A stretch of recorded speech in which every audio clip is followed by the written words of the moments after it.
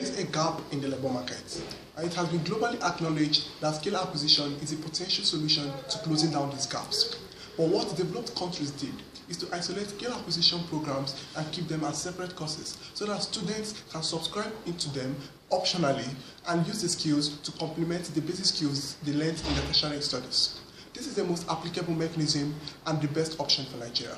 Good afternoon, everybody. My name is Owakwe Ikechukwu Henry, and I have 2 reasons why skill acquisition programs should not be made mandatory in tertiary institutions.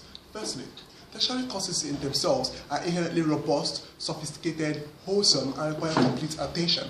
That is why students are required to major in a particular field out of 120 other possible fields, so that they can devote their time, their personality, and their resources to maximize their efficiency in these courses. When you compulsorize skill acquisition programs, you create extra stress on these students in an already robust scheme, and you force them to diversify in a way that their personality is not suited for. Consequently, you make them less efficient in the 2 courses because they will have to reconcile the theoretical differences that lie in the 2 courses, like philosophy and bead making, computer science, and sewing, which is practically bad for our tertiary institutions. Second argument.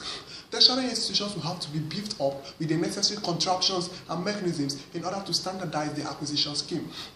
The reality is, the federal government might not have the financial resources to make this happen. So what happens is that the schools will only present as options skill acquisition programs that they can afford.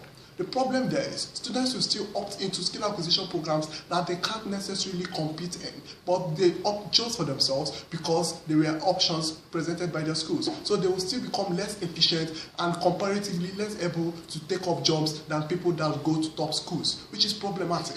There's a general misconception that tertiary institutions cannot equip you with necessary skills. There are 2 skills required of you in life: the general skills like presenting, reading and writing, and the technical skills like the ones in engineering, which can all be enshrined in our tertiary institutions. So we do not agree that our tertiary studies are incompetent and incapable of equipping students for life. We beg to oppose.